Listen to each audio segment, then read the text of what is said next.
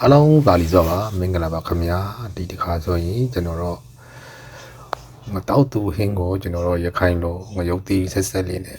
ရှက်စမှာဖြစ်ပါတယ်စီလေးနင်းငယ်ပဲထင်းပါပါတင်ကားဆိုလို့ရှိရင်ကျွန်တော်တို့ပင်းလေးចောင်းဆောင်ထင်းမှာနေတဲ့ငါတစ်မျိုးဖြစ်ပါတယ်ငတောက်သူလို့ခေါ်ပါတယ်ငါကိုအနေတော်လေးတုံးပြီးသေချာသင်းစင်ပြီးထားပြီးဆိုတော့ပါဝင်ပစ္စည်းတွေကတော့ကျွန်တော်တို့ငရုတ်သီးပြုတ်ရဲ့ကျက်တံပြူကျက်တံနီးစပလင်ချင်းငပီးငရုတ်ကောင်းဟင်းချုံမုံစားဖြစ်ပါတယ်အကုန်လုံးထောင်းပြီးအစင်သင်းဖြစ်နေပြီဆိုတော့အိုးထေးထေးပြီးစီသက်ပေးလိုက်ပါမယ်စီသက်လို့ကျက်ပြီဆိုတာနဲ့ကျွန်တော်တို့သေချာတုံးထားတဲ့အနေတော်ငါတုံးလေးတွေထည့်လိုက်ပါမယ်နှက်ဆက်အောင်မှွေပေးလိုက်ပါနှက်ဆက်သွားပြီဆိုတာနဲ့ကျွန်တော်တို့ငရုတ်ဆောင်ပါငရုတ်တစားပလာထောင်းထားတဲ့ဥစ္စာလေးတွေဆေးပြီးထည့်လိုက်ပါမယ်အိုးဖုံးလေးခဏလေးအုပ်ထားလိုက်ပါမယ်အိုးဖုံးလေးဖွင့်ပြီးတော့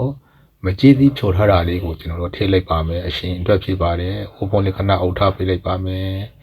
အိုးဖုံးဖွင့်လိုက်တော့ကျွန်တော်တို့မွေးနေပါပြီရတာလေးမေ့ကြည့်လိုက်ပါမယ်အပေါ်ငယ်ကွက်တိဖြစ်နေပါပြီဟင်းဝကအင်မတန်မှမွေးလာတဲ့အတွက်ဟင်းရှင်နဲ့ဘက်ကိုဆာလာပါပြီစားစင်းစပွဲဟင်းတမရတော့ပါပြီအားလုံးကျေးဇူးတင်ပါတယ်